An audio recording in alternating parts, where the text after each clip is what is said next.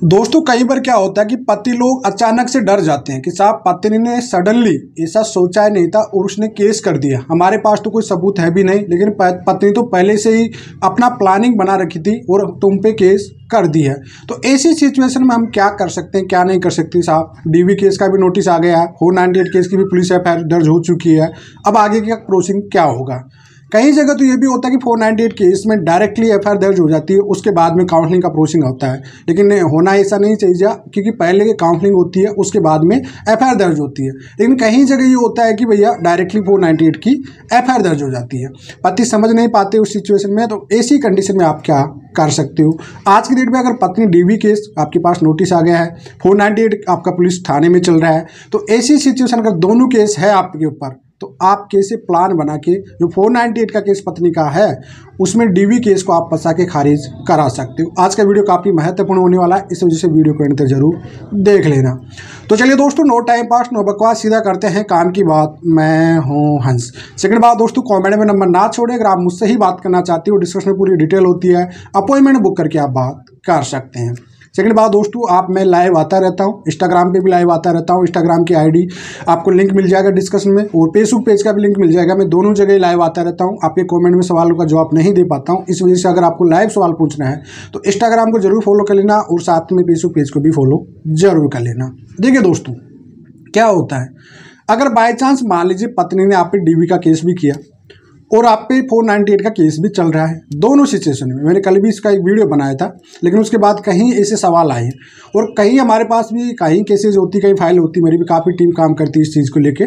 तो कई बार ये होता है कि आर्ग्यूमेंट का विषय होता है। कई बार क्या होता है कि 498 केस में चार्जशीट बनती नहीं आपकी, लेकिन एफआईआर दर्ज हो जाती, लेकिन डीवी केस का प्रोसीडिंग स्टार्ट हो जाता है। अब डीवी केस में पत्नी वहाँ पे एंट्री मेंटेनेंस भी ले लेती, आपसे घर में रहने के राइट भी मांग लेती, सब कुछ, और आप लोग कुछ कर ही नहीं पाते हो। लेकिन आपको यहाँ पे कहते हैं कि दिमाग लगाना चाहिए पड़ेगा आपको यहाँ पे, क्योंकि मैक्सिमम एडुकेट लाइन क्या होता है कि इस पर आपको ध्यान नहीं देते, लेकिन इस बात पे आपको ध्यान देना पड़ेगा।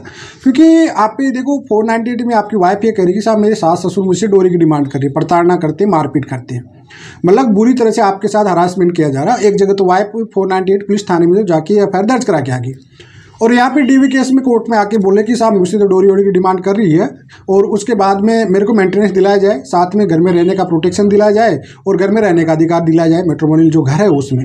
तो देखिए, आपके खिलाफ जब कंप्लेंट हो चुकी है ना, तो जब भी आप रिप्लाई देते हो ना, उसमें अटैच कर दिया करो डोरी केस को लेके। क्योंकि मैक्सिमम मैंने कहीं केस देखता हूँ 70 से 80% मामलों में आरोप ही होते हैं, एलिगेशन ही होते हैं, एविडेंस कुछ भी नहीं होते हैं।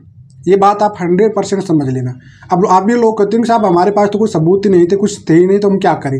देखो 90% मामलों में तो यही होता है कि वही आरोपी एलिगेशन लगते हैं, एविडेंस होते ही नहीं है। तभी तो एनसीआरबी के आगे उठा के देखिए 70-80% मामले हर साल झूठे पाए जा रहे हैं। क्यों? कारण यही है ना कि अहंकार में आके और इस गलतफहमी में आके केस कर देते हैं कि साहब महिलाओं के पक्ष में कानून है, इस वजह से दिक्कत आ जाती है, और इसी वजह से केसों की भीड़ बढ़ती जा रही है। तो भैया जब भी आप डीवी केस में रिप्लाई देते हो ना, तो वहाँ पे डीवी केस में जब वो आप पे मैट्रिमोनियल घर में राइट मांग रही है, तो आप उसकी जो भी रिप्लाई लग रहा है उसमें अटैच कर दी कि साहब एक जगह तो एलिगेशन लगाया जा रहा है कि साहब हम पे मारपीट की जा रही है, बाकी एविडेंस किसी भी टाइप के है नहीं।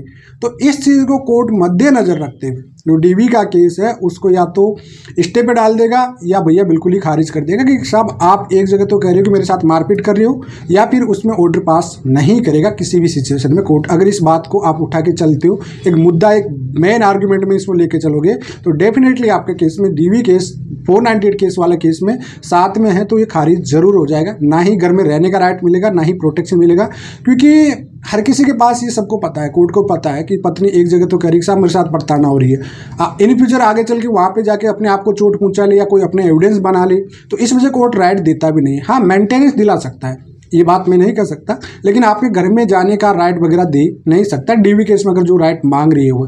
तो ये सब आप इससे ख़त्म करा सकते हो इस तरह से आप रिप्लाई देके। और चार्जशीट नहीं बन रही है, पहले डीवी केस स्टार्ट हो चुका है, तो आपको इसका एडवांटेज मिलेगा। मतलब पत्नी के केस में पत्नी को ही आप आसानी से फंसा सकते हो, ये प्रोसेस अपना के आप। और कहीं लोग आज की डेट में चीज़ को अपनाते हैं, हम भी कहीं फाइलों में लगाते हैं, जो कि टीम आर्ग्यूमेंट इसमें जवाब देती रहती है, तो हम लोग भी कहीं तरह के इस तरह से दिमाग, देखो दिमाग घुमा, पूरा केस जो होती है उसमें दिमाग घुमा घुमाने की बात होती है पूरी, हर चीज़ पे इसको दिमाग घुमाना पड़ेगा। तो आई होप आपको समझ में आ गया दोस्तों, मैं पूरा प्रोसेस में बता दिया। एंड में मैं यही कहूँगा कि आपको इंस्टाग्राम पे फॉलो जरूर कर लेना, और अगर चैनल को सब्सक्राइब नहीं किया तो सब्सक्राइब कर लेना। फेसबुक पेज को आप फॉलो जरूर कर लेना, क्योंकि फेसबुक पे भी पर डे अपलोड होते रहते हैं वीडियो। फिलहाल आज की इतना ही। जय हिंद, वंदे मातरम दोस्तों।